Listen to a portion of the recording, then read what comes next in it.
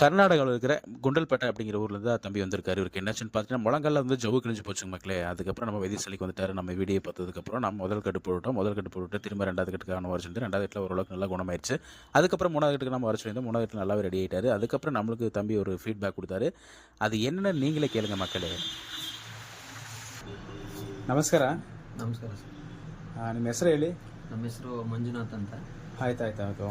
ಆಮೇಲೆ ನಿಮಗೆ ಏನು ಪ್ರಾಬ್ಲಮ್ ಆಗಿದೆ, ಯಾಕೆ ಇಲ್ಲಿ ಬಂದಿದ್ದೀರಾ? ಸರ್, ನಾನು ಕೆಲಸ ಮಾಡ್ಬೇಕಾದ್ರೆ ಸ್ಟೂಲಿಂದ ಕೆಳಗಡೆ ಬಿದ್ದುಬಿಟ್ಟು ಓಕೆ ಒಳಗಡೆ ಕಂಪ್ಲೀಟು ಅದನ್ನು ಸರ್ಜರಿ ಮಾಡಬೇಕು ಅಂತ ಹೇಳಿದರು. ಬಟ್ ಅದನ್ನ ನಾನು ಸರ್ಜರಿ ಮಾಡೋದು ನಮಗೆ ನಾಳೆ ದಿನ ತೊಂದರೆ ಆಗುತ್ತೆ ಅಂತೇಳಿ ಇನ್ಸ್ಟಾಗ್ರಾಮಲ್ಲಿ ನಿಮ್ಮ ವೀಡಿಯೋಸ್ ನೋಡ್ಬಿಟ್ಟು ಓಕೆ ನಿಮಗೆ ಕಾಲ್ ಮಾಡ್ಕೊಂಡು ಬಂದ್ವಿ. ಈಗ ಹೆಂಗಿದೆ ಸರ್, ಇಲ್ಲಿ ಬಂದಮೇಲೆ ಕಂಪ್ಲೀಟು ಕ್ಲಿಯರ್ ಆಗಿದೆ. ಓಕೆ, ಈಗ 3 ಕಟ್ ಆಗಿದೆ. ಇದಕ್ಕೆ ಲೆಕ್ಕಾಚಾರದಲ್ಲಿ ತಿರುಗಾಡ್ಬೋದು, ಏನು ನಮಗೆ ತೊಂದರೆ ಇಲ್ಲ. ತೊಂದರೆ ಇಲ್ಲ. Okay thank you.